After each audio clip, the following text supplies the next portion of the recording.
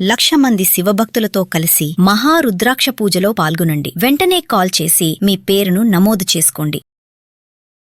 రామ్ గారు మామూలుగా అంటూ ఉంటారు, ఇంట్లో వాళ్ళు జాగ్రత్తగా ఉండాలి. ఈ కాలంలో అయితే మరీ జాగ్రత్తగా ఉండాలి. అంటే చిన్న పిల్లల్ని మనం ఇంట్లో పెట్టేసి కొంతమంది వెళ్తూ ఉంటారు. అంటే పని వాళ్ళతో సహా బయటికి వాళ్ళ వృత్తి మీద. అది మనం ఎవరైనా ఆడవాళ్ళు ముఖ్యంగా అమ్మ ఇంట్లో పెట్టేసి పిల్లల్ని వెళ్ళిపోతది. ఇంకొంతమంది హౌస్ వైఫ్‌లు ఇంట్లోనే ఉంటారు. అందరిని ఇంటికి బయటికి పంపించిన తర్వాత ఆఫీస్‌కి, స్కూల్స్‌కి తను ఇంట్లో ఉన్న ఆడవాళ్ళు కానీ, పెద్దవాళ్ళు ఉంటారు. అందరిని పంపించి అత్తనో, అమ్మనో ఇంట్లో ఉంటారు.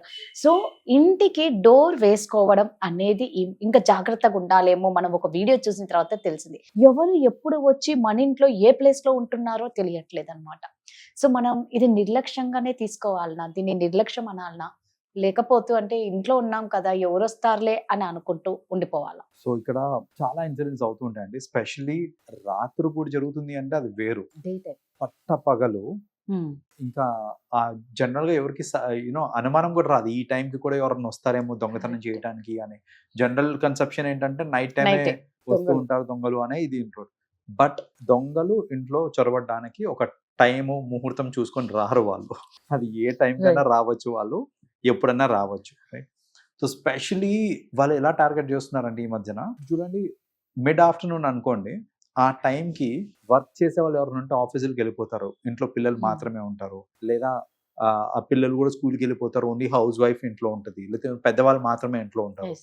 అలా టైమింగ్ కూడా ఈ మధ్యన చాలా మంది ఏంటంటే చూసుకొని టార్గెట్ చేసి ఆ టైంలో చొరబడ్డము అండ్ దొంగతనం చేయడం కానివ్వండి. ఒక్కోసారి వాళ్ళు మర్డర్ చేయడానికి కూడా వెనకాడట్లేదు. ఎందుకంటే లోపలికి వెళ్ళిన తర్వాత వాళ్ళ అరవటము, అరుపులు ఆపాలి అని అంటే చంపేయటము, ఇలాంటివి కూడా రెగ్యులర్‌గా అవుతా ఉంటాయి. కాబట్టి ఇన్‌స్ట్రక్షన్ అంటే ఒక కాషన్ మనం ఏం తీసుకోవాలి అంటే టు బీ సేఫ్. మీరు అలాంటి టైమ్స్‌లో అంటే ఇంట్లోంచి అందరూ వెళ్ళిపోయిన తర్వాత ఇంక మీరు ఒక్కలే ఇంట్లో ఉన్నారు అనే టైంలో బెటర్ ఏంటంటే డోర్‌కి బోల్ట్ వేసేసుకొని ఉండడం ఇస్ బెస్ట్ థింగ్ అనండి. మీరు డోర్ వేసేసుకొని బోల్ట్ వేసుకొని ఉన్నారు అని అంటే అట్లీస్ట్ సేఫ్‌గా లోపల ఉంటారు మీరు. యెస్. అలా కాకుండా వెంటిలేషన్ కోసమో ఫర్ వాట్ ఎవర్ రీజన్స్ మీరు డోర్స్ ఎవరు రారులే అనుకోని మీరు డోర్స్ ఓపెన్ చేసుకున్నారు అనుకోండి, ఒక్కసారి లోపలికి వచ్చాక మీరు ఆపలేరు ఇంకా. సో, మీరు ఆపగలిగేది ఎక్కడ అంటే డోర్ బయట మీరు ఆపేయగలరు. డోర్లు వేసేసుకొని లోపలికి వచ్చిన వ్యక్తిని ఇంకా మీరు ఆపడానికి ఏం లేదు అక్కడ. కాబట్టి అసలు ఆ ఛాన్స్ ఇవ్వకండి అని అంటున్నాను నేను. స్పెషలీ మిడిల్ ఏజ్డ్ వీళ్ళు ఎవరైతే ఉంటారో ఇంట్లోనే ఉంటారు చూడండి. మిడిల్ ఏజ్ కానివ్వండి, లేకపోతే కొంచెం వృద్ధులు ఎవరైతే ఉంటారో, సో వాళ్ళు కూడా తీసుకోవాల్సిన జాగ్రత్త ఏంటంటే డోర్ కానీ గేట్ కానీ ఎవరన్నా నాక్ చేయంగానే ఇమ్మీడియట్ గా తలుపు ఓపెన్ చేసి చూసేస్తారు చూడండి. అది చేయకండి. మీరు విండో నుంచో లేకపోతే ఎక్కడి నుంచో చూడండి. ఫస్ట్ తెలిసిన వ్యక్తి కాదని చూడండి. ఫస్ట్ చూసి తెలిసిన వాళ్ళు అన్నప్పుడు, లేదా తెలియని వాళ్ళు అనుకోండి, అడగండి ఎవరు అని అడగండి. ఏంటి అని ఏదైతే సంభాషణ ఉందో అది త్రూ విండో కానివ్వండి.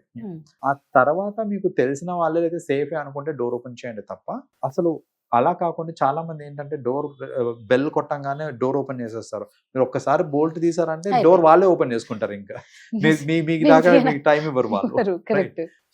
సో అనవసరంగా అలా కొని తెచ్చుకోకండి ఇబ్బందులని.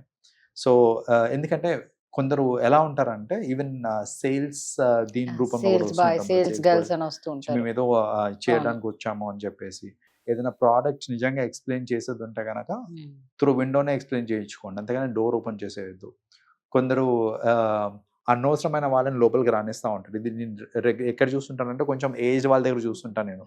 ఎట్లా అంటే వాళ్ళు నీకు జాతకం చెప్తానని చెప్పి, లేకపోతే ఒక 4 విండో నుంచి ఎట్లా చెప్తారంటే, అమ్మా నీ జీవితంలో నువ్వు చాలా స్ట్రెస్ తీసుకుంటున్నావు, నీకు ఈ స్ట్రెస్ ఉండకుండా ఉండాలి అని అంటే నేను ఏం చేయాలో నీకు మార్గం చెప్తాను అని. లోపలికి రానాయన అని లోపలికి తీసుకొస్తాను. వాన్ స్ట్రెస్ పోతుంది అక్కడ ఆబ్వియస్లీ ఇంకా.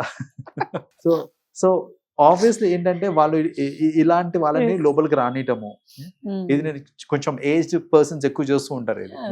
సో వాళ్ళు ఏంటంటే ఇలా జాతకం చెప్తానని చెప్పడము, లేకపోతే నీతో పూజలు చేపిస్తా అని చెప్పడము, లేకపోతే నేను ఒక స్వామీజీ అని చెప్పడము, ఇట్లాంటివి చెప్పడం వల్ల వాళ్ళు కన్విన్స్ అయిపోయి వాళ్ళని లోపలికి రానిచ్చారనుకోండి, ఆబ్వియస్లీ క్రైమ్ అయ్యే ఛాన్స్ ఎక్కువ ఉంటుంది అనమాట. వాళ్ళు ఏంటంటే కొందరు ఎలా అంటే బయట నేను చూస్తుంటానండి, బయట ఊడ్చేటప్పుడు కానివ్వండి, లేకపోతే అప్పుడే గేట్ లోపుకి ఇట్లా ఎంటర్ అయ్యే టైంలో వాళ్ళని ఆపి ఏదో అడ్రస్ అడుగుతున్నట్టు అడిగి సడన్ గా చైన్ లాక్కొని వెళ్ళిపోతారు.